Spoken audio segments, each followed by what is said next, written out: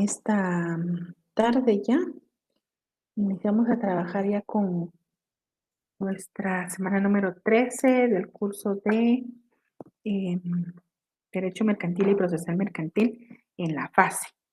En esta semana iniciamos a trabajar ya sobre la semana número 13 y la otra semana tenemos examen, así que el contenido de esta semana no entra para segundo parcial, sino que ya es para el examen final. Por favor, solo entra para el parcial que tiene la otra semana, entra únicamente la semana 7, 8, 9, 10 y 11.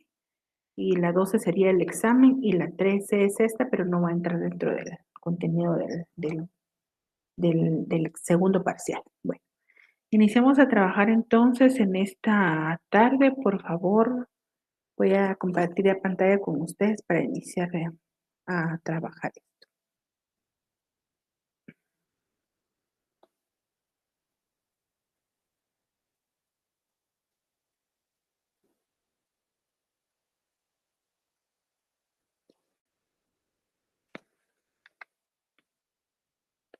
Muy bien.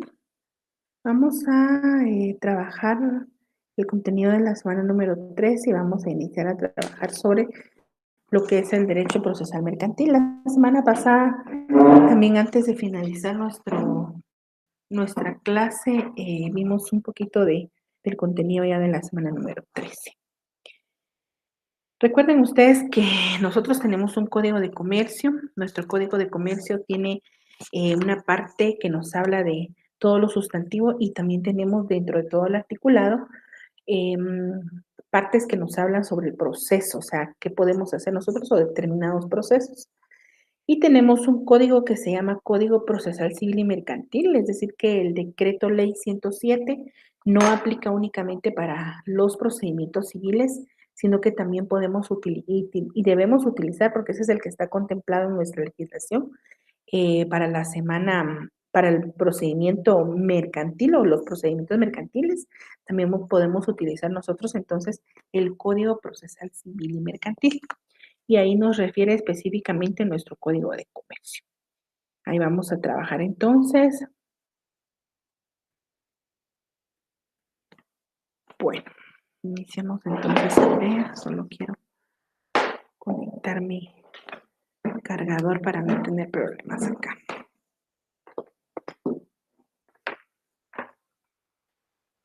Muy bien. Bueno. Ya vamos finalizando, ¿verdad? Vamos a ver la primera parte de nuestro artículo 1039. Esto lo trabajamos también la semana pasada. Y del artículo 1039, nuestro Código de Comercio establece la vía procesal. Y dice, a menos que se estipule lo contrario en este código, todas las acciones a que dé lugar su aplicación se ventilarán en juicio sumario, salvo que las partes hayan convenido en someter sus diferencias al arbitraje. Me detengo únicamente en este párrafo. Después tiene la cuantía, hay un decreto que amplía la cuantía en varios instrumentos legales, así que vamos a hablar específicamente de la disposición que está contenida dentro de este artículo, que es la vía procesal.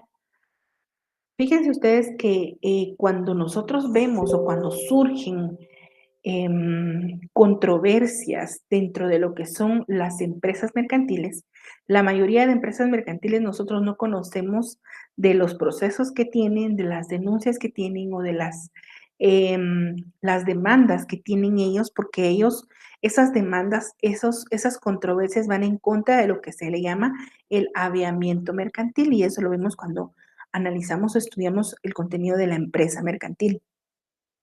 Resulta que el aviamiento mercantil es la fama mercantil.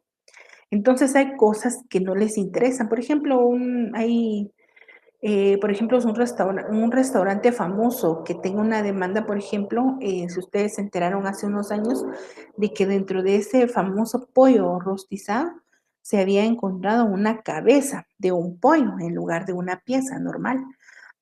Iba y entonces se logró determinar, y como nosotros quizás en Guatemala no estamos acostumbrados a que existan estas demandas, aunque sí hay, pero no son de tanta digámoslo así, no se practica tanto, ¿verdad? El pago de los daños y perjuicios. Entonces, resulta que en este restaurante, pues, no le convenía, que se diera a conocer esto.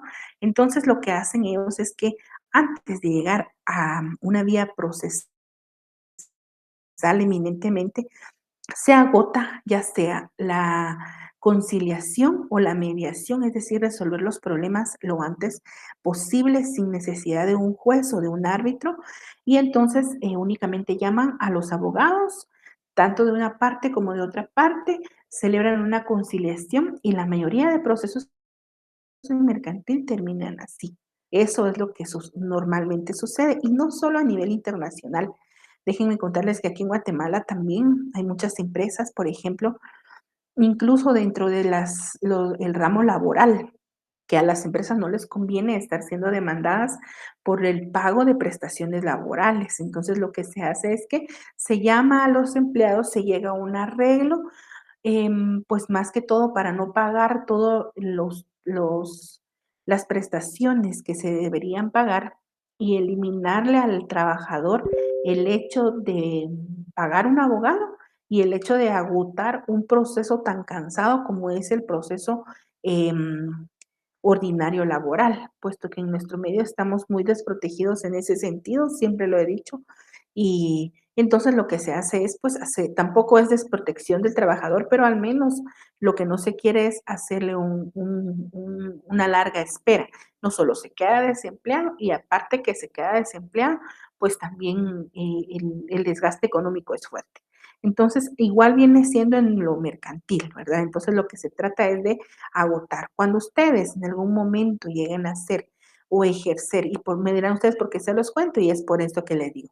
Si ustedes más adelante llegan a ser contratados dentro de una empresa mercantil como asesores jurídicos o en el departamento jurídico, siempre es aconsejable llamar a una conciliación o a una mediación antes de llegar evidentemente a una vía procesal o a una vía también en relación a lo arbitral, ¿verdad? Que también está contemplado. Entonces, siempre el proceso acá va a ser el proceso sumario, es decir, el juicio sumario. Naturaleza de lo que es el proceso mercantil. Nuestra legislación consagra entonces, hablábamos de una separación del derecho sustantivo civil del mercantil, aunque tiene unificado el derecho adjetivo. Tenemos en el Código Civil y un código de comercio que operan por separado, es decir, aparte lo civil y aparte lo de comercio. Código civil, código de comercio. Y a su vez existe un único código procesal que se llama Código Procesal Civil y Mercantil. El derecho sustantivo, el Código de Comercio, se encarga entonces de establecer la independencia entre la ley civil y la ley mercantil. Es decir, que cuando ustedes recuerdan que vimos anteriormente el antecedente del derecho mercantil, vimos que las primeras figuras del derecho mercantil estaban dentro del derecho civil. Por eso nuestro código o nuestro derecho mercantil todavía contempla que lo que no esté directamente establecido en nuestro código de comercio, lo vamos a ir o nos vamos a referir a nuestro código civil. Pues el artículo primero regula la supletoriedad para con el segundo, bajo la estricta observancia de los principios del derecho mercantil. Significa esto que nuestro Código de Comercio establece entonces que cuando no tengamos algo regulado en el Código de Comercio, nos podemos basar en las leyes civiles. Ahora, en cuanto al derecho procesal, es decir, todos los procesos, si bien es que están unificados, es decir, nuestro Código Procesal Civil y Mercantil tiene unificados, es decir, contempla todos los procedimientos, no separa cuáles van a ser civiles y cuáles van a ser mercantiles. Hay que hacer la salvedad de que para la pretensión procesal en el terreno mercantil, el Código de Comercio señala que las vías más rápidas para solucionar las jurisdiccionales. Por ejemplo, los juicios sumarios, los ejecutivos y los arbitrales. Recordemos que anteriormente nuestro Código Procesal Civil y Mercantil contemplaba lo que es el arbitraje. Sin embargo, en este momento está derogado y tenemos una ley específica que es la ley de arbitraje. En pocos y muy especiales casos está prevista para el derecho mercantil lo que es el juicio ordinario, casi en ningún momento. Esto en obsequio a la característica supuestamente del derecho mercantil. El comercio entonces exige soluciones prontas para sus conflictos y por eso se prescriben lo que son las cauciones más expeditas, es decir, lo que pueda ser más rápido para solucionar las controversias y los problemas que pudieran surgir dentro del derecho de comercio. Vamos a ver ahora lo que es el derecho procesal y el derecho procesal mercantil. Según Eduardo Valladares, decimos que derecho procesal es el conjunto de verdades, principios, doctrinas, cuyo objeto es el proceso jurisdiccional y las instituciones jurídicas relacionadas directamente con él. Es decir, que, por ejemplo, cuando nosotros estamos trabajando sobre el reconocimiento de un menor de edad, vamos a conocer en lo sustantivo qué es un menor de edad, qué es un reconocimiento, cuáles son las clases de reconocimiento, pero cuando ya lo traemos a nuestro derecho procesal, vamos a ver en sí qué es lo que debemos hacer, cuál es el primer paso, quién es el órgano jurisdiccional competente, cómo vamos a hacer la inscripción después, qué etapas son las que van a ir dentro del proceso. Entonces, el derecho procesal en sí es conocer el proceso jurisdiccional y cuáles son estas instituciones relacionadas con él. Permítanme un momentito que a veces me da un pitidito acá que me quiere cortar. Muy bien. Entonces, ahí estamos en relación a lo que es nuestro derecho mercantil. Seguimos, compañeros. Hablamos ahora entonces de lo que es el derecho procesal mercantil. Decimos que el derecho procesal mercantil es la rama del derecho procesal que se ocupa del estudio del conjunto de normas jurídicas que regulan el proceso destinado a solucionar los litigios de carácter mercantil, es decir, litigios que se derivan de los actos que las leyes definen como mercantiles. Ahí estamos hablando entonces de lo que es el derecho procesal mercantil. Evidentemente, pues lo único que diferencia esta definición con otra es que ya dentro del derecho procesal mercantil ya no vamos a ver solo cualquier clase de proceso, sino nos vamos a conocer específicamente cuáles son los procesos mercantiles, es decir, cuáles son los que nos van a servir a nosotros dentro de lo que es el derecho mercantil. Entiendo que ustedes ahora están llevando fase y la fase incluye fase de notariado, fase civil y procesal civil y la fase de mercantil. Entonces no va a ser muy complicado entender los procesos mercantiles, puesto que los procesos mercantiles, me imagino ya los están estudiando ustedes o ya los estudiaron dentro de su fase de derecho civil y procesal civil. Actualmente, entonces, ¿cuáles son los procedimientos que podemos utilizar dentro de lo que es el derecho mercantil? Dentro del derecho mercantil, en primer lugar, podemos usar el juicio sumario. Este juicio sumario está regulado en el artículo 229 hasta el 235 y del 224 al 245 del Código Procesal Civil y Mercantil. Tenemos en segunda instancia el juicio ejecutivo, que está regulado a partir del artículo 294 también del Código Procesal Civil y Mercantil. Tenemos en tercer lugar el juicio ejecutivo en la vía de apremio, que está regulado en el artículo 327 del Código Procesal Civil y Mercantil. Y tenemos la acción cambiaria, que está regulada en el 327 del Procesal Civil y Mercantil. Y también tenemos unos espacios o unos artículos dentro de nuestro Código de Comercio. La acción extracambiaria, que está regulada del 229 al 235 del procesal civil y mercantil. Y por último, también podemos utilizar dentro de los procedimientos mercantiles el arbitraje, que es de los más utilizados. Para esto vamos a conocer también el decreto 6795 del Congreso de la República de Guatemala, que contiene la ley de arbitraje. Estos son entonces los procedimientos que nosotros podemos utilizar para poder resolver las cuestiones que se deriven de todo el derecho mercantil. Cuestiones de comercio, cuestiones de títulos de crédito, cuestiones de contratos, cuestiones de obligaciones, cuestiones de sociedades, todo lo importante que va dentro de nuestro derecho mercantil, podemos hacer uso de cualquiera de estos 6 procedimientos mercantiles, ¿verdad? Estos son los que vamos a conocer nosotros. Así que tenemos estas semanas últimas, que son la semana 13, 14, 15 y 16, para ir conociendo estos 6 procedimientos. y vamos a iniciar hoy con lo que es el juicio sumario. Lo vamos a dejar muy claro y quiero que ustedes también tengan a su alcance su Código Procesal Civil y Mercantil, que nos va a servir bastante en esta oportunidad y que al final de la clase puedan ustedes presentar sus inquietudes o lo que ustedes tengan pendiente para poder avanzar en relación a nuestro curso de Derecho Mercantil.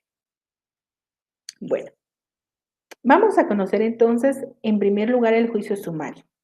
A manera de introducción, la semana pasada les platiqué a ustedes que existen varias clases de procesos y hay unos procesos que se llaman procesos de conocimiento o también llamados juicios de conocimiento. Recordarán ustedes dentro de sus clases de Derecho Civil y Procesal Civil que estos juicios de conocimiento lo que hacen en sí es establecer y conocer, por eso se les llama juicio de conocimiento, conocer las partes, conocer las posturas, hace una declaratoria por medio de una sentencia, de un auto, dice la doctrina. Sin embargo, en Guatemala todos ellos terminan en una sentencia, a no ser que se agote o que se terminen, por ejemplo, por medio de una conciliación, entonces ya no va a haber necesidad de suscribir una sentencia, sino que únicamente se firma, por ejemplo, si es un oral, entonces vamos a firmar el acta de conciliación o en donde va a haber un arreglo, ¿verdad? También podríamos en el derecho notarial escribir una escritura de transacción o celebrar un contrato de transacción. Recordemos que el contrato de transacción tiene como característica importante darle fin también a un proceso previamente establecido o que se ha iniciado.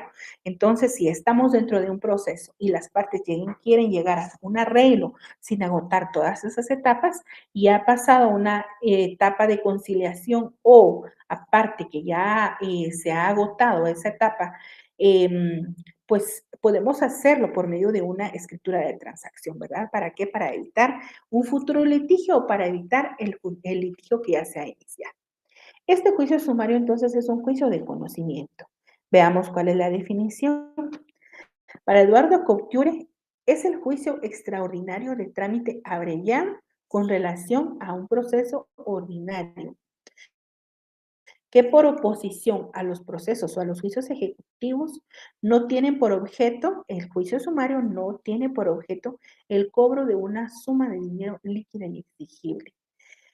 La característica que resalta en esta definición de Eduardo Couture es que lo sumario se le da la característica de sumario porque aparentemente son procesos o son etapas achicadas, es decir, que son más cortas en comparación a un juicio ordinario. El juicio ordinario vamos a ver qué tiene, cuando veamos ahorita las partes o las etapas del juicio sumario, vamos a ver que tiene las mismas etapas. Lo que sucede es que las etapas del juicio ordinario son más largas en nuestra legislación y las etapas que contempla el juicio sumario son más cortas. Entonces, es la diferencia máxima que hay. En la práctica, los juicios ordinarios siempre son largos, pero también los juicios sumarios también son largos. Lamentablemente, por la carga de trabajo que se tienen en los juzgados competentes, por ahí sí que vamos a establecer el personal también, ¿verdad? Que a veces pues se conforma en relación a no avanzar ciertas cosas y entonces vamos teniendo casi el mismo resultado cuando iniciamos tanto un juicio ordinario como un juicio sumario, lamentablemente. Sin embargo, siempre hay una característica de más largo un juicio ordinario que un juicio sumario. Para el tratadista guatemalteco Mario Godoy, el juicio sumario es el procedimiento de tramitación abreviada, con rapidez superior y simplificación de formas con respecto a un juicio ordinario, con los trámites de este, pero con plazos más cortos. Ahí está evidentemente de lo que estábamos trabajando, es decir, que es un juicio de conocimiento, pero cuya tramitación tiene que ser en todo momento, si no tan corta, pero sí debe representar una ventaja en tiempo en relación a un juicio ordinario. ¿Qué es lo que va a trabajar o qué elementos o vamos a ver qué es lo que conoce o se tramita dentro del juicio sumario? Vamos a ver que dentro del juicio sumario, según el Código Procesal Civil y Mercantil, se puede tramitar la entrega de bienes muebles que no sean dinero. La deducción de responsabilidad civil puede ser de empleado o de funcionario público. Se tramitan también los interdictos la rescisión de contratos, el arrendamiento y la desocupación por disposición de la ley o por convenio de las partes. En este numeral número 6 es definitivamente en donde enmarcan todos los procedimientos en relación a los procesos mercantiles, porque dice por disposición de la ley, y ahí vamos a acordarnos del contenido del artículo 1039 del Código de Comercio, en donde dice que todas las controversias derivadas del derecho mercantil se van a ir a resolver dentro del juicio sumario. Entonces, en el número 6 entra lo relacionado a lo del derecho mercantil. Y también dice por convenio de las partes. Significa por convenio de las partes es que cuando se va, por ejemplo, a celebrar un contrato y dentro del contrato le podemos poner nosotros que cualquier desaveniencia o cualquier litigio derivado de la rescisión, de la disolución o del incumplimiento del contrato que se está suscribiendo en ese momento, se va a dilucidar, aparte donde dice se renuncia al fuero de su domicilio y todo eso que le ponemos a los contratos, vamos a ponerle también que se va a solucionar las controversias en juicio sumario. Entonces ahí entra esta parte donde dice por convenio de las partes. Sin embargo, a nuestra clase de hoy, pues entra donde dice por disposición de la ley, porque estamos hablando directamente del 1039 de nuestro Código de Comercio. ¿Cuáles son las características del juicio sumario? Dentro de las características del juicio sumario, el juicio sumario tiene las siguientes. Primero, que es un juicio de conocimiento. ¿Por qué? Porque el derecho es incierto y por lo tanto es el juez el que tendrá que declarar.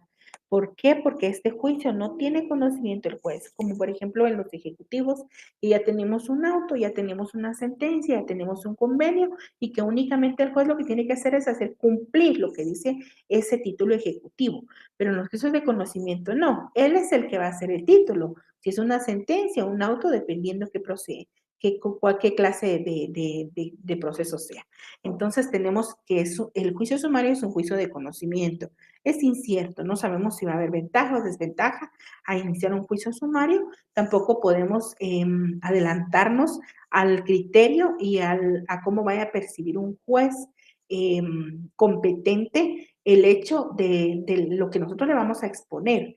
Por eso debemos ser muy claros al momento de redactar tanto los memoriales, también como ir evacuando cada una de las etapas de este juicio sumario. Es un juicio de trámite abreviado. ¿Por qué? Dijimos que los plazos del mismo no son tan largos como lo son en el juicio ordinario. Por ejemplo, cuando en el juicio ordinario iniciamos nosotros un emplazamiento, tenemos 6 días para la interposición de excepciones y tenemos 3 días para asumir una actitud. Sin embargo, en el juicio sumario, pues únicamente se tiene abreviada esa etapa. También dice se da simplificación de formas. Como norma general, la rebeldía no produce confesión ficta dentro de este proceso, salvo en los siguientes casos establecidos específicamente en la ley, que son prácticamente el juicio de desahucio y el interdicto de despojo. Recuerden que esto habla en relación a la protección de la posesión. Cuando hablamos de los interdictos, estamos hablando en relación a la protección de la posesión. Eso es lo que hacen los interdictos. ¿Cuál es el procedimiento de este juicio sumario? Primero debe tenerse en cuenta que conforme lo dispone el artículo 230, son aplicables a todo lo que es el juicio sumario las disposiciones también generales del juicio ordinario, en cuanto no se opongan a lo presentado por el Código para el juicio sumario. Es decir, que todo lo que no encontramos nosotros dentro del juicio sumario, vamos a irnos directamente a ver el articulado que tiene que ver con el juicio ordinario. Vamos a tomarlo y lo vamos a traer para seguir o para entender mejor el trámite del juicio sumario. Lo que primero que se tiene que hacer es una demanda. Recordemos que la demanda se trabaja en el derecho civil, en el derecho de familia, en el derecho mercantil. Aquí no podemos decir nosotros denuncia porque estaríamos perdidos en relación a ello. Las personas normalmente cuando tienen una controversia, un pleito, dicen voy a ir a poner una demanda, pero eso no es una demanda, es una denuncia. Y ya lo hemos practicado en otra oportunidad. Dijimos que la denuncia o una prevención policial pero nunca puede ser una demanda. Una demanda necesariamente necesita cumplir con todos los requisitos que están establecidos dentro de a partir, diría yo, desde el 60 de nuestro Código Procesal Civil y Mercantil, tiene que cumplir los requisitos establecidos para la redacción de este documento tan importante. Las demandas obligadamente, para que sean aceptada una demanda, debe ir auxiliada por medio de un abogado. Ese abogado debe ser un abogado colegiado activo, debe poseer todas las características importantes para poder ser reconocido con este cargo o honor que se desempeña dentro de la ejecución de los procesos.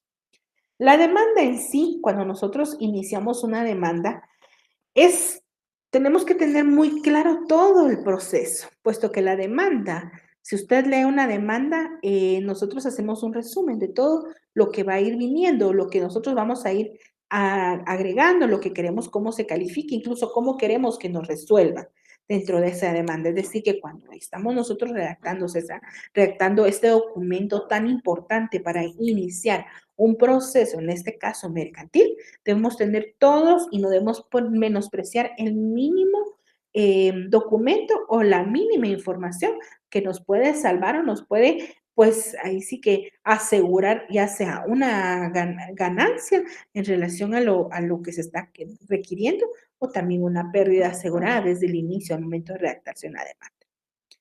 Por lo antes expuesto, entonces, la demanda de un juicio sumario debe llenar los mismos requisitos puntualizados desde el artículo 106 del Procesal Civil y Mercantil y también deberá cumplirse con lo dispuesto en el artículo 107 de dicho código. Vamos a hacer una revisión, por favor, del artículo 106 y 107 de nuestro Código Procesal Civil y Mercantil.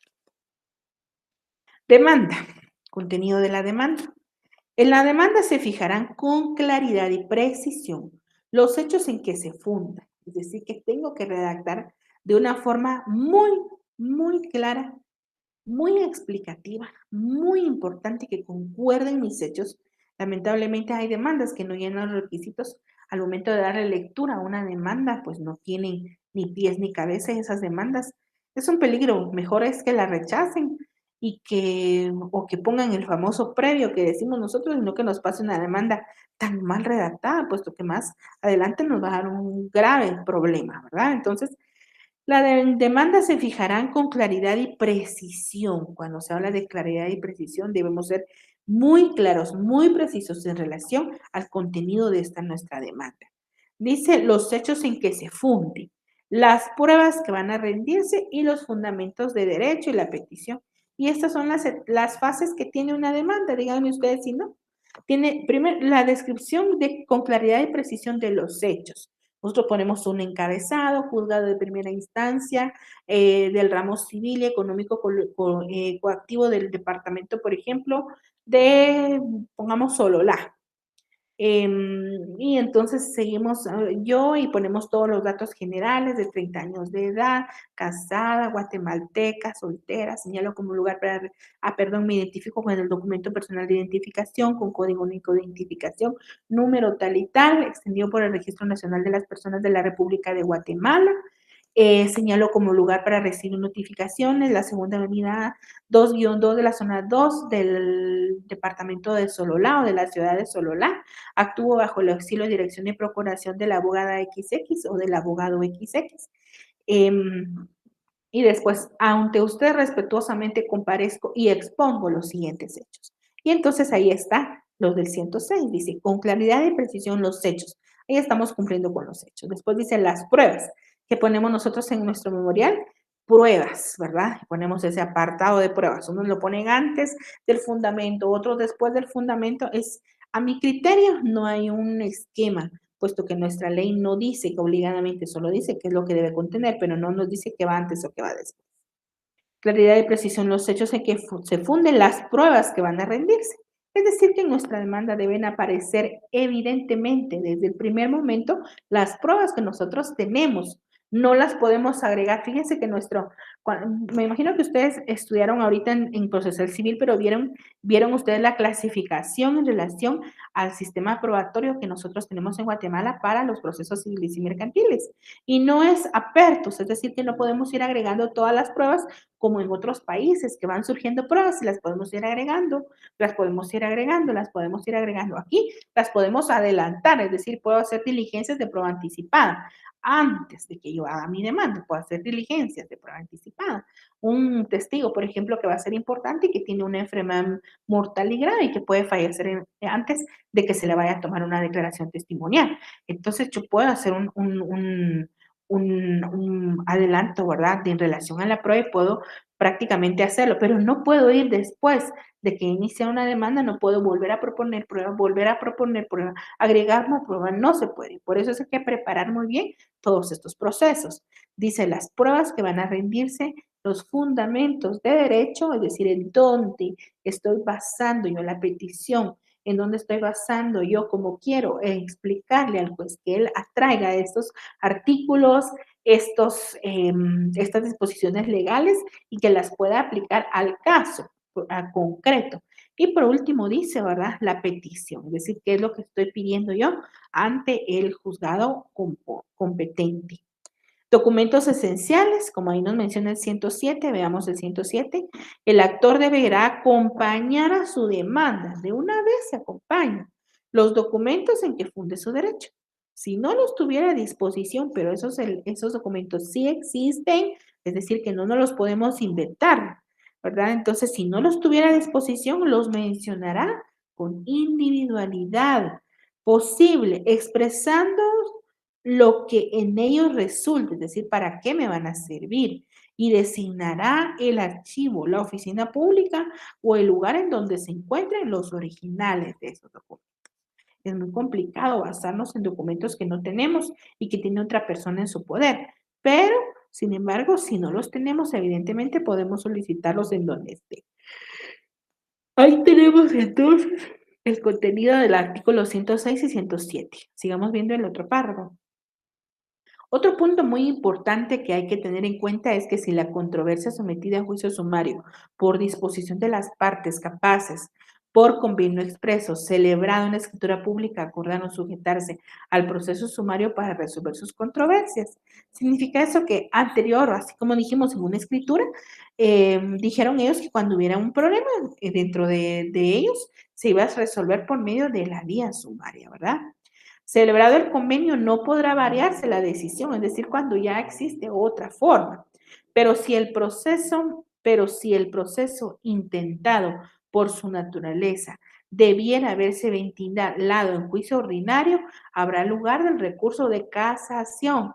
Cuando se habla de que habrá lugar del recurso de casación, significa que si se tramita en otra forma, pero ese proceso se podía ventilar dentro de un juicio ordinario, y díganme ustedes qué proceso no puede ir dentro de un juicio ordinario, ¿verdad? Solo los que están excluidos dentro de lo que es las disposiciones del juicio ordinario, perdón, del juicio sumario y de los juicios ejecutivos, tal y como lo establece el artículo 231 del Código Procesal Civil y Mercantil. El emplazamiento es la segunda etapa. Si quieren, revisemos el 231 del Procesal Civil y Mercantil para ir agotando nuestro articulado. Vamos, por favor, 231, dice materia del juicio, opción a la vía sumaria. Bueno, las personas capaces para obligarse pueden por convenio expreso celebrado en escritura pública sujetarse al proceso sumario para resolver las controversias, cuando ya lo han establecido, ¿verdad? Celebrado el convenio, no podrá variarse la decisión de decir, ay, no, como no me favoreció, entonces mejor me voy a ir otra vez a otro proceso. No, ¿verdad? Pero esto sí se puede hacer si el proceso intentado por su naturaleza tendría que haberse ventilado dentro de un juicio ordinario, entonces aquí sí puede haber eh, interposición para el recurso de casación. Recuerden ustedes que el recurso de casación lo que hace es unir las dos sentencias, es decir, la de primer grado y la de segundo grado, compararlas, por eso se llama casación, para establecer las diferencias y similitudes y quién de las dos, los dos jueces o los dos grados, primero o segundo grado, tiene la razón y entonces hace un pronunciamiento, no es tercer pronunciamiento, sino hace una comparación entre la primera y segunda instancia y establece cómo va a quedar al final la declaratoria de ese proceso. Por eso es que nuestra Constitución y nuestras leyes dicen que no, en Guatemala nunca puede haber más de doble instancia.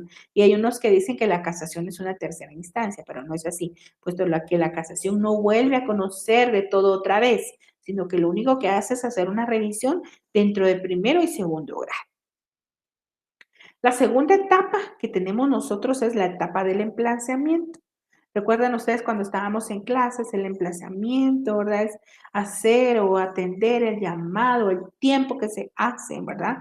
Entonces, el emplazamiento dice es el plazo de emplazamiento, de emplazamiento del juicio sumario es de 3 días, vean, 3 días, los cuales se empiezan a computar a partir del siguiente día de notificación de la demanda y de la resolución de trámite. Ahí vemos entonces que el juicio sumario, su emplazamiento es únicamente de 3 días y se va a computar al siguiente día de la notificación de la demanda. ¿Qué significa? Que si a mí me notificaron, por ejemplo, el día viernes, el primer día que empieza a correrse es el lunes, el martes, y tenemos entonces plazo para asumir una actitud del demandado el día miércoles. Si me notifican a mí, por ejemplo, el día jueves, entonces el primer día sería viernes, después tendría yo lunes y el día martes sería el día en el cual yo tendría que asumir esa actitud. Esto es lo que establece, ¿verdad? Específicamente el artículo 114, 232 y 233 del Decreto Ley 107, que es el Código Procesal Civil y Mercantil. Vamos con la tercera etapa del juicio sumario, y la tercera etapa del juicio sumario la entendemos como la interposición de excepciones previas. Interposición de excepciones previas. El demandado, dentro de los primeros 2 días de emplazamiento, puede interponer las excepciones previas que están enumeradas en el artículo 116 del Procesal Civil y Mercantil, la excepción previa de arraigo que está contemplada para el juicio ordinario en el artículo 117, no puede interponerse en esta clase de procesos, ya que el artículo 232 del Procesal Civil y Mercantil hace una remisión expresa a las excepciones previas contempladas en el artículo 116 y silencia entonces por lo mismo el artículo 117, que regula del arraigo. Lo que persigue es que el juicio sumario se desarrolle rápidamente en cuanto a las materias que es imposible discutir por esta vía. El artículo 232 del Procesal Civil y Mercantil establece que las excepciones previas que se hacen valer en el juicio sumario deben tramitarse por el procedimiento de ¿qué dice? De los incidentes. Yo ya trabajé con ustedes los incidentes. No, yo creo que no, no he trabajado. Pero los incidentes, recuerden ustedes que están contenidos en la ley del organismo judicial. Los estaba equivocando porque estoy dando otro curso procesal también y ahí sí trabajamos los incidentes. Entonces, hablamos aquí que los incidentes están contemplados directamente en la ley del organismo judicial. Recuerden que los incidentes resuelven cuestiones accesorias a un proceso y nunca van a resolver la controversia principal, sino únicamente estas cosas accesorias, es decir, algo que va surgiendo. Por eso se le llama procedimiento de incidentes, porque es algo que no estaba previsto, pero que surge en determinado momento en ese proceso. Entonces, los incidentes, vamos a ver que hay incidentes de hecho, de derecho. Los de hecho tienen prueba 8 días y los de derecho no tienen pruebas, se le elimina ese 8. Entonces, tenemos 2 días, ¿verdad? Se interpone, tenemos 2 días para responder, si hay pruebas se va a 8 días y 3 para resolver. Y si no, pues no hay prueba, únicamente quitamos esos 8 días de prueba. Vamos a ver el artículo 232 del Procesal Civil y Mercantil, entonces establece que las excepciones previas que se hacen valer en el juicio sumario deben tramitarse por el procedimiento de los incidentes. Sin embargo, esta misma disposición permite que en cualquier estado del proceso se pueden oponer ciertas excepciones. ¿Cuáles son esas excepciones? La de litis pendencia. Recuerden ustedes que la litispendencia es tener un juicio pendiente por las mismas circunstancias y características. no va a ser un litigio pendiente si no tiene nada que ver con lo principal de ese caso. Entonces ahí estamos con la litispendencia, la falta de capacidades legales, que no sea la persona, ¿verdad?, que debería conocer o que debería estar involucrada dentro de las partes, la falta de personalidad. Cuando le habla de la falta de personalidad, es ese título que otorga las calidades, ¿verdad? Por ejemplo, un gerente, podría ser un representante legal, debería tener todas las capacidades importantes para que no tenga problemas con la falta de personalidad, la falta de personería, la cosa juzgada. Cuando habla de cosa juzgada es decir que algo ya se ha agotado, la caducidad es que ha transcurrido determinado tiempo y con la determinación y el transcurrir de determinado tiempo podemos interponer ya lo que es la caducidad. La prescripción, recuerden, caducan aparentemente, así se trabaja siempre, que se caducan las acciones y prescriben los derechos. Y la transacción, es decir, este tipo de escritura o de documento notarial por medio del cual se le pone fin a ese proceso y entonces se hace un contrato de transacción y las que serán resueltas hasta en la sentencia. Estas excepciones también podrían resolverse por el procedimiento de los incidentes, pero no tendría sentido permitir esta solución cuando precisamente lo que se persigue es la abreviación de los trámites. Y estamos entonces en relación a la tercera etapa. Primera etapa, demanda; segunda etapa, emplazamiento; tercera etapa, la interposición de excepciones previas. ¿Cuáles son estas excepciones previas? Vamos a revisarla rápidamente en el artículo 116 del Procesal Civil y Mercantil. ¿Cuáles son las excepciones previas? Las mismas que en el ordinario, viene siendo para el sumario y dice la incompetencia, la litispendencia, demanda defectuosa, falta de capacidad legal, falta de personería, falta, falta de personalidad, falta de personería. Aquí estamos hablando de la falta de aptitud, ¿verdad? Después viene la falta de cumplimiento del plazo o de la condición a que estuvo sujeta la obligación y el derecho que se hagan valer. Tenemos también la caducidad, tenemos la prescripción, la cosa juzgada y la transacción. Estas en sí entonces son las excepciones previas que podrían interponerse dentro de lo que es el juicio sumario, dentro de un proceso mercantil. Vamos ahora con las actitudes del demandado, es decir, cómo va a responder el demandado. Ya se hizo la demanda, ya se cumplió con con la descripción de los requisitos enmarcados para celebrar o transcribir, o más que todo, redactar, sería la palabra, una demanda. Después de la demanda, usamos el emplazamiento. Después del emplazamiento, ¿verdad? Entonces tenemos ahora en ese momento la interposición de las excepciones y en el número 4 tenemos la actitud del demandado. Veamos cuáles son las actitudes del demandado. Según el procesal civil y mercantil, el término para contestar la demanda es de 3 días, a diferencia del juicio ordinario que es de 9. Aquí se presenta entonces el mismo problema que en el juicio ordinario en relación con la falta de la contestación de la demanda en el término fijado. Como se saben, vamos a ver, como se saben, algunos opinan que transcurrido el término de 9 días o de 3 en el sumario, sin que el demandado haya contestado la demanda, ha precluido el derecho del demandado a hacerlo. Si bien es cierto, el artículo 64 del Procesal Civil y Mercantil establece la perentoriedad e improrrogabilidad de los plazos y términos salvo disposición legal en contrario. Para el juicio sumario y ordinario, esa forma se presenta en contrario, vamos a ver, se presenta en contrario, puesto que el artículo 113 del Código, siempre el Código Procesal Civil y Mercantil, dice que si transcurrido el término del emplazamiento el demandado no comparece, se tendrá por contestada la demanda en sentido negativo y se le seguirá el juicio en rebeldía a solicitud de parte. Es decir, que para que se produzca la caducidad o de cadencia del derecho del demandado a contestar la demanda, se requiere del acuse de rebeldía de la otra parte, es decir, que la otra parte solicite que se le declare rebelde.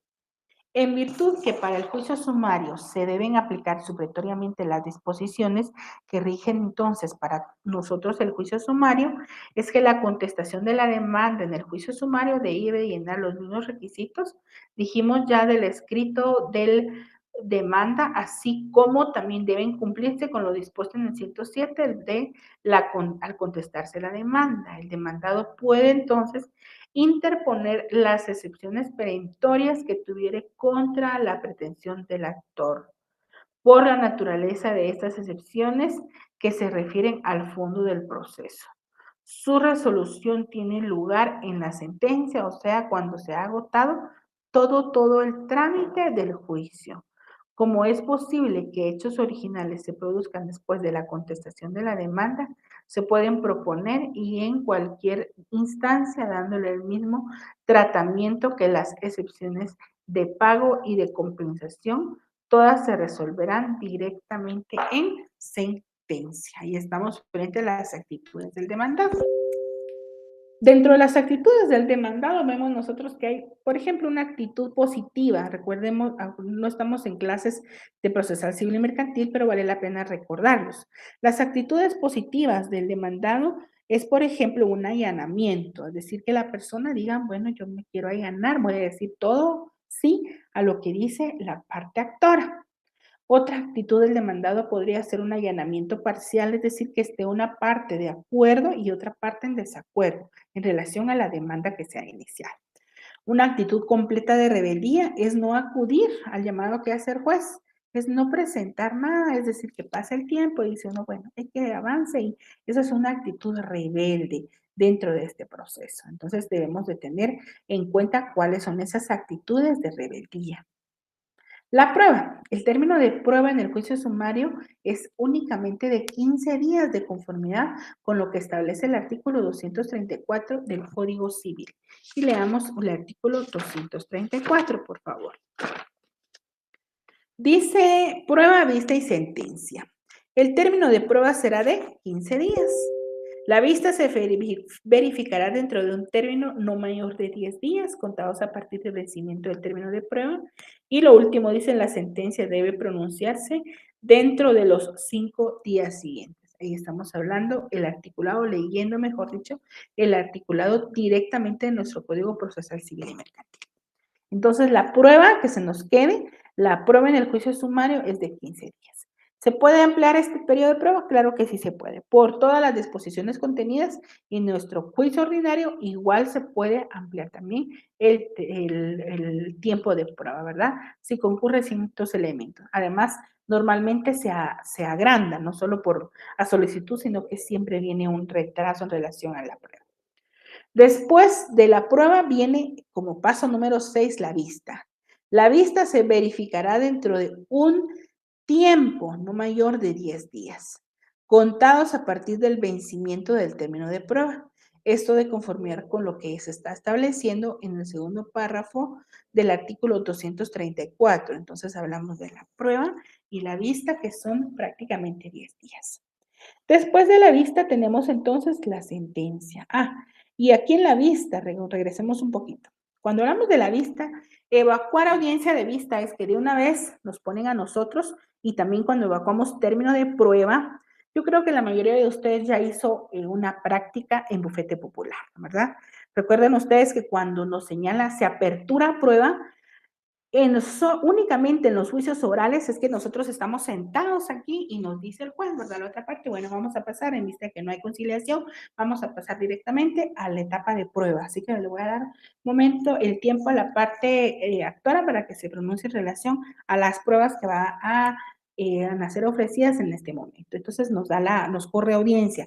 Eso sucede únicamente en los juicios ordinarios, perdón, en los juicios orales. Ahora vamos a ver en este juicio sumario, ¿cómo vamos a nosotros a evacuar ese periodo de prueba?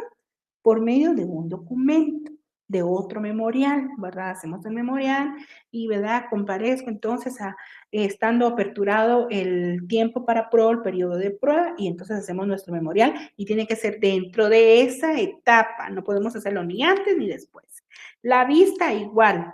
para nosotros estar y por evacuar audiencia, porque así se dice, evacuar audiencia de vista, se nos entrega una notificación, él dice, señala audiencia para la vista, por ejemplo, hoy estamos 1, ¿verdad? 2, 3, 4, por ejemplo, el 4 de mayo del año 2022. Y tenemos audiencia a las, por ejemplo, 10 horas. ¿Qué significa eso? Que antes de las 10 de la mañana debemos nosotros iniciar o presentar nuestro memorial. Por lo regular, siempre lo tenemos que hacer días antes, porque como nos notifican, el día de la vista va a ser para tal fecha, ya sabemos qué día, no vamos, error, no vamos a llegar nosotros hasta ese mero día y sin tiempo a poder evacuar vista porque dejamos esa audiencia sin evacuarla, ¿verdad? La dejamos en blanco, ni siquiera nos van a decir nada, sino, si bien nos van a recibir el memorial, pero de lo contrario, pues no vamos a poder evacuar audiencia de vista. En la audiencia de vista lo que se quiere es, yo esta audiencia de vista la entiendo como el momento que nosotros tenemos para darle a conocer al juez el resumen de todo lo que ha pasado desde la prueba, desde la etapa en relación a las excepciones, desde la contestación o las actitudes que tuvieron, que asumí como demandados, en el caso que yo estoy no como actor, sino como demandado dentro de este proceso, entonces se da oportunidad para hacer una descripción de las pruebas. ¿Por qué me sirven esas pruebas? ¿De qué forma debo darle a entender al juez que directamente cómo quiero que me resuelva? ¿Por qué? ¿Cuáles son mis fundamentos? Entonces ahí es una audiencia de la vista. Por último viene la sentencia. La sentencia debe pronunciarse dentro de los 5 días siguientes, de conformidad con lo que establece el tercer párrafo también del artículo 234 del Código Procesal Civil y Mercantil. Después de la sentencia tenemos medios de impugnación. Estos están contenidos en el artículo 235 del Procesal Civil y Mercantil y dice que en el juicio sumario cualquiera de las partes que interponga apelación de una resolución que no sea la sentencia, incurrirán en el pago de las costas y en una multa de 25 quetzales quetzales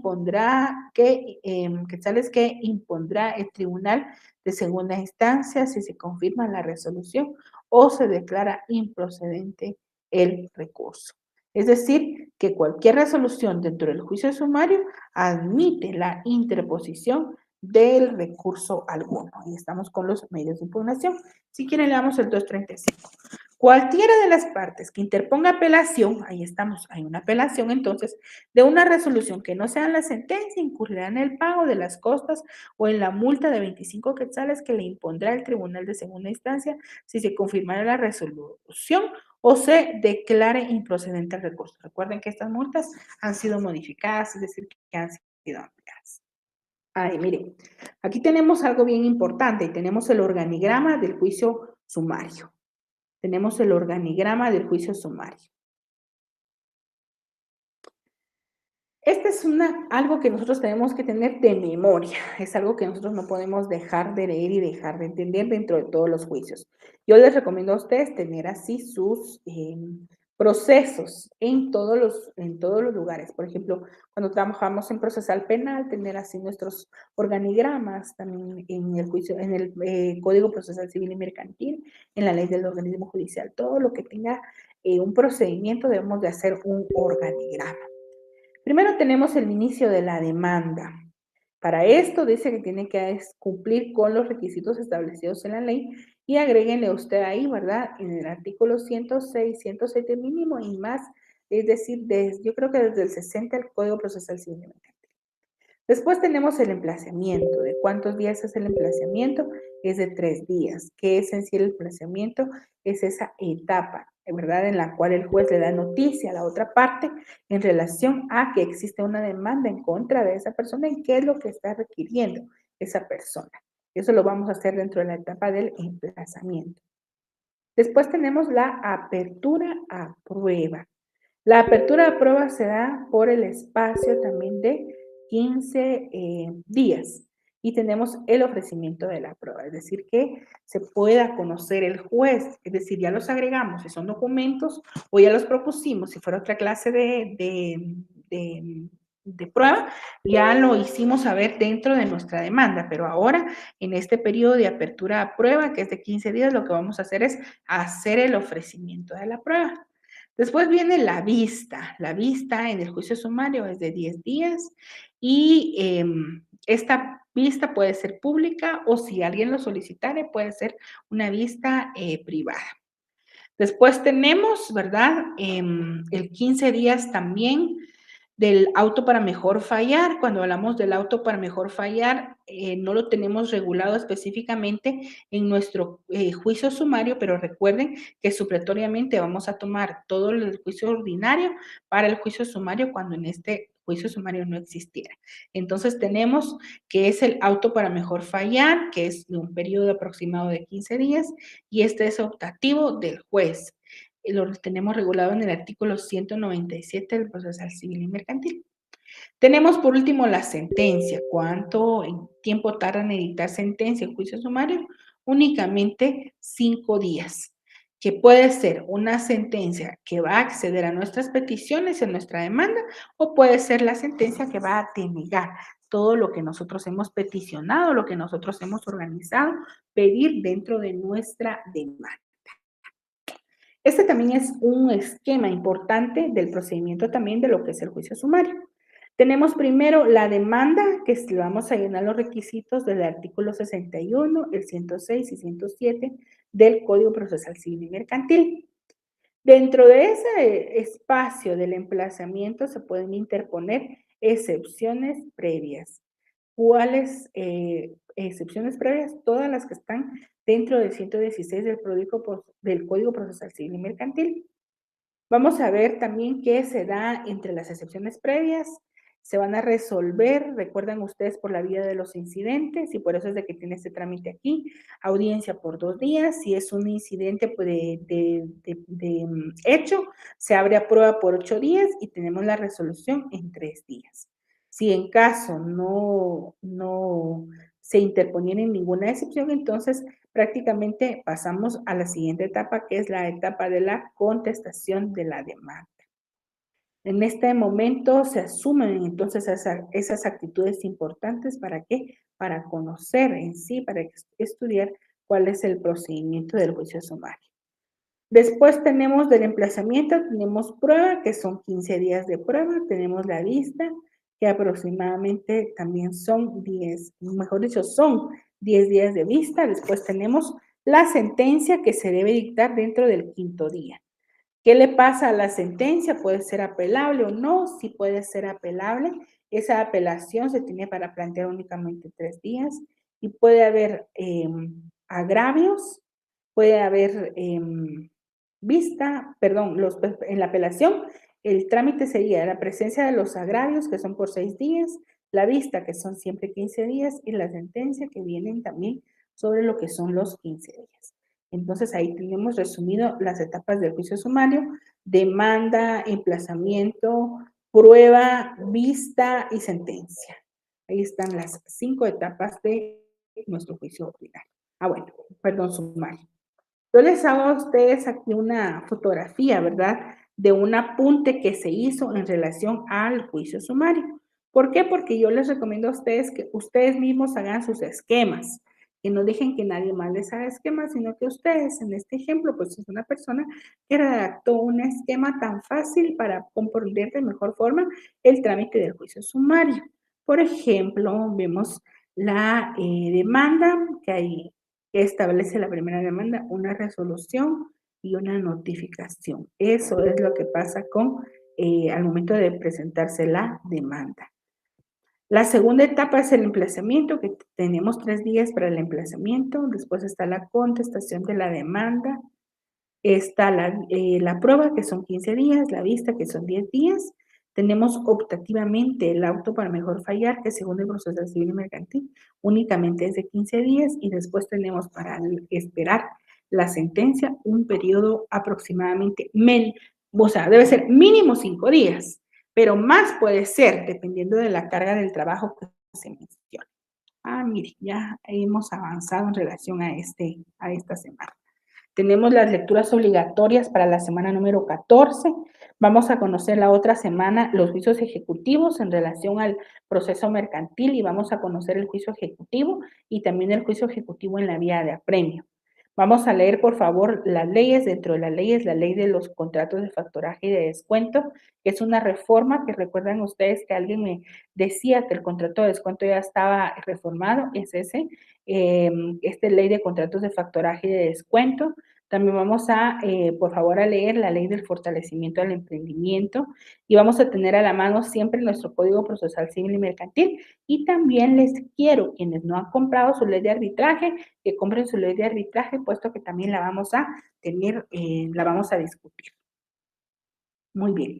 Ese es el primero. Recuerden ustedes, voy a regresar un poquito acá. Recuerden ustedes que vamos a ver, vamos a votar estas etapas del juicio de sumario. Vamos a trabajar los, ay, perdón, es este. Aquí está. Vamos a trabajar, hoy trabajamos juicio sumario, la otra semana, que es la semana número 14, vamos a votar los juicios ejecutivos y el arbitraje. Después vamos a trabajar solo la acción cambiaria y la extracambiaria. Y por último nos vamos a quedar trabajando con los contratos atípicos mercantiles. Bueno, yo no sé si tienen duda, compañeros. Si tuvieran alguna duda, háganme el favor de escribirme o de indicarme cuál es la duda que ustedes tienen para poder yo responder las interrogantes que ustedes tengan.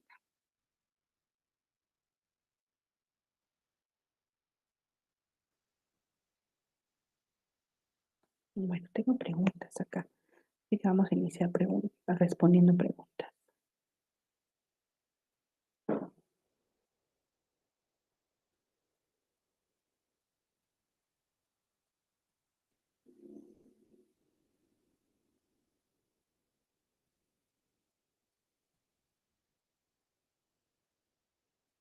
Gracias, compañero Pablo, por su pregunta. Fíjense que el examen es de la otra semana y el examen sí va a entrar únicamente el contenido de la semana 7, 8, 9, 10 y 11. Son 5 semanas.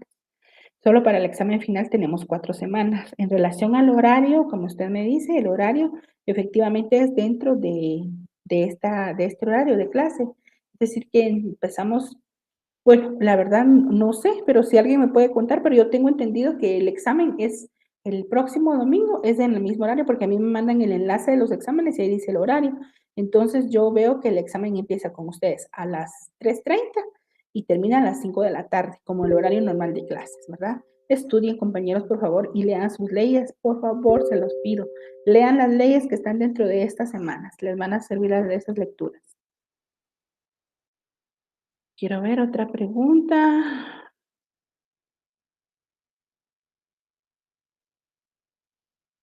Híjole, tienen examen de derecho civil. Bueno, qué bueno que tengan examen, así que em,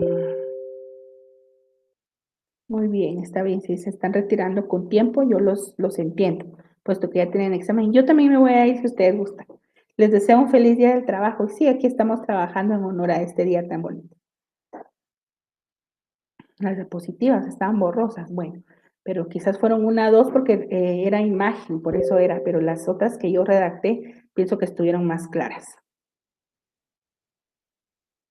El ejemplo de una demanda. Bueno, tendría que ser un archivo personal, entonces si quieren ustedes uno, les voy a mostrar uno mío, pero tengo que borrar ciertos datos, ¿verdad? Entonces se las voy a tener puesta para la próxima clase.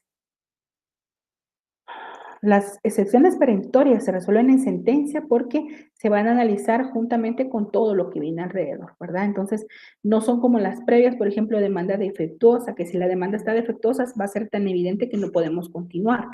Pero, por ejemplo, si es una demanda perentoria, supuestamente las perentorias van en contra del fondo del asunto, entonces por eso es que se pueden presentar en cualquier etapa del proceso. Por ejemplo, litis pendencia, que es una de estas, entonces las perentorias prácticamente lo que hacen es que van a atacar el fondo del asunto y no solo lo demás. Por eso es de que se van a resolver en sentencia, tenemos que esperar. Por ejemplo, una excepción perentoria son las famosas esas que no podemos nosotros, que nosotros mismos mejor les ponemos nombre, ¿verdad? Aparte de las privilegiadas que también se resuelven en sentencia. Entonces, esas perentorias, por ejemplo, de falta, supuestamente nosotros casi ponemos una así, ¿verdad? Excepción perentoria de falta de veracidad en los actos sobre el cual se fundamenta la demanda. Entonces, eso lo vamos a ir demostrando durante todo el proceso. Tenemos que probar que hay falta de veracidad en los hechos y eso no lo vamos a hacer solo hablando, sino lo vamos a probar durante todo el proceso. Entonces, por eso es que estas se van a resolver en la etapa de dictarse una sentencia. Bueno, pregunto si se puede apelar cualquier resolución que no sea la sentencia en un juicio sumario. Recuerden ustedes que la ley del organismo judicial habla sobre lo que podemos apelar, si es un auto o una sentencia. Tendríamos que ver qué clase de resolución me dice usted, ¿verdad? Dentro de un juicio sumario. Si usted me dice qué clase, o sea, me pongo a pensar ahorita, qué clase de resolución que no sea sentencia en el trámite de un juicio ordinario, sumario, podría usted apelar. Sería una resolución, por ejemplo, que señale apertura a prueba, pero ¿para qué la vamos a apelar, verdad? ¿Para qué?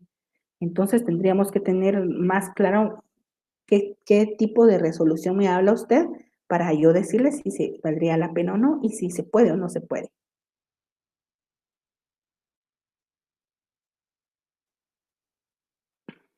Ah, bueno, compañero Carlos, me da un momentito, yo le voy a responder en este mismo instante de una vez la información que usted me pide. Bueno, muy bien, compañera Roxana, se lo voy a agradecer mucho. Ahorita también yo le voy a escribir a ustedes dos para que ustedes me van a ayudar a compartir diapositivas a los compañeros que me hagan el favor de hacerlo. Muy rápido la explicación del organigrama. Bueno, vamos a ver.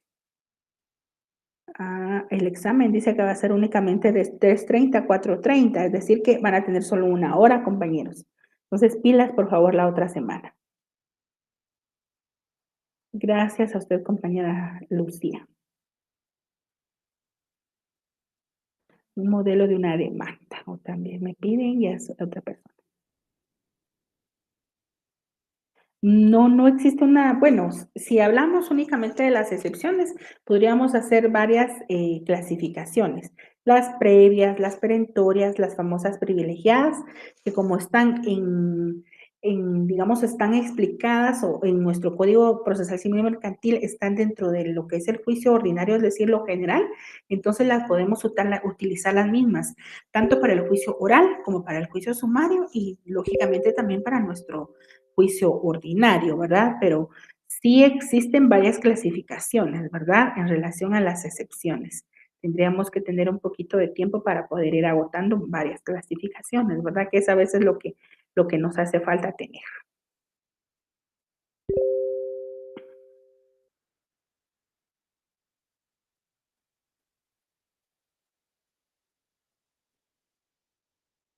Bueno, esta es algo bien importante. Me gustaría explicarles, pero vamos a ver si lo logro hacer en cuestión de unos 2 o 3 minutos.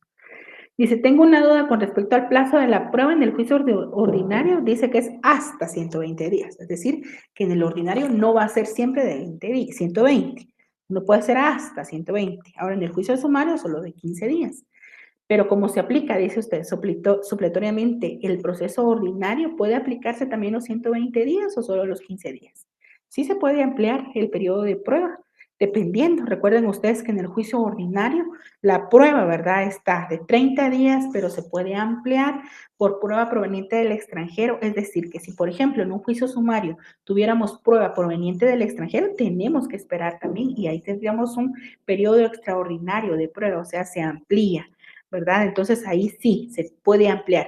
Todas esas ampliaciones, para hacerle resumido, todas esas ampliaciones extras que están en nuestro Código Procesal Civil y Mercantil, que están reguladas para el juicio ordinario, las extras, es decir, 30 dice, ¿verdad? En los juicios ordinarios son 30, pero conforme usted vaya sumando, llega hasta los 120. Igual puede pasar en juicio sumario. 15 días, pero conforme vayan pasando ciertas cosas, se pueden ir ampliando. Es decir, que sí puede ampliarse ese periodo de los 15 días. No hasta los 120, porque no nos va a calzar iniciando con esos 15 días que lleva de menos el ordinario en el juicio sumario y el ordinario de prueba en el juicio sumario y el ordinario de prueba en el juicio ordinario, ¿verdad? Entonces, ¿se puede ampliar? Sí, se puede ampliar. Por ejemplo, el examen, la forma más fácil, proveniente del extranjero, se amplía en el ordinario y si hay una prueba proveniente del extranjero en el sumario, también se va a ampliar, ¿verdad? Entonces, ahí se puede ir haciendo. Bueno, esas son las dudas que ustedes tienen. Si alguien tiene otra duda, compañeras, yo material de clase. Bueno,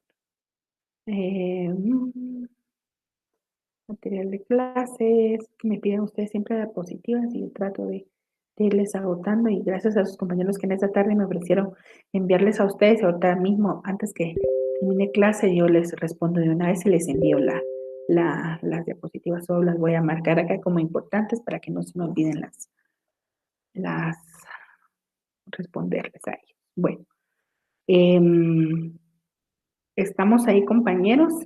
Entonces, yo creo que ustedes tienen examen ahorita de Derecho Notarial y la otra semana tienen examen de Derecho Mercantil. Así que les suplico estudiar. Les he dicho, lean sus diapositivas, muy bien, lean su código, lean sus leyes y lean las leyes accesorias que están enmarcadas dentro de cada una de las semanas, por favor, les van a servir. Ahí estamos, compañeros. Espero que esta clase no está muy complicada y está bonita. Es un repaso porque ustedes están viendo fase privada y también están estudiando el derecho civil y procesal civil. Entonces, definitivamente, pues ahí vamos con esto. Entonces, me voy a despedir con ustedes unos 10 minutos antes para que inicien ustedes a tiempo y se conecten bien en su examen y también porque no tengo otras dudas que ustedes me puedan presentar en esta tarde hasta este momento. Agradezco entonces la atención de siempre, el interés de siempre en la clase y nos vemos entonces la próxima semana, compañeros.